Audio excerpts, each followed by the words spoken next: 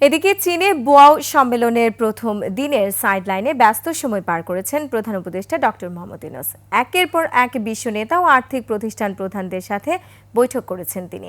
বাংলাদেশে গণতান্ত্রিক উত্তরণ, সংস্কার এবং বাণিজ্য বিনিয়োগের বিষয়গুলো প্রাধান্য পেয়েছে এসব বৈঠকে।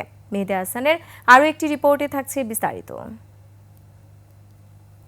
চীনের হাইনানে প্রধান উপদেষ্টার বৃহস্পতিবার সকালটা শুরু হয় দেশটির রাজ্য পরিষদের নির্বাহী ভাইস প্রিমিয়ার ডিং জুয়েশিয়াং এর সাথে বৈঠক দিয়ে। এ সময় তারা দুদেশের সম্পর্ক আরও দৃঢ় করার ব্যাপারে একমত হন। বাংলাদেশের অন্তর্বর্তী সরকারের প্রতি পূর্ণ সমর্থনের কথাও জানান ডিং জুয়েশিয়াং।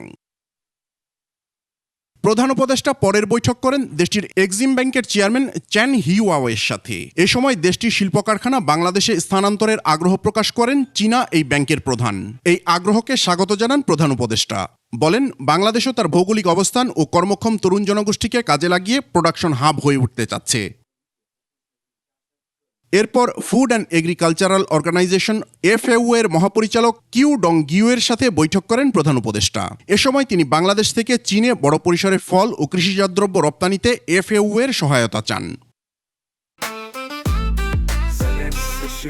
জেনেক্সে শিফট করো, লাইফকে লিফট করো। জাতিসংঘের সাবেক মহাসচিব বান কি মুনের সাথেও বৈঠক হয় প্রধান উপদেষ্টার। বাংলাদেশের গণতান্ত্রিক উত্তরণে বান কি মুনের সহযোগিতা ও পরামর্শ চান ডক্টর ইউনূস। অন্তর্বর্তী সরকারের নেয়া নানা সংস্কার কর্মসূচির ব্যাপারেও অবগত করেন তাকে।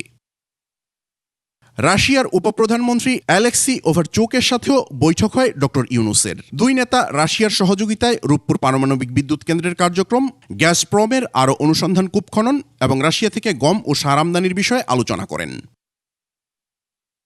মেহেদী হাসান, 21 টেলিভিশন, ঢাকা।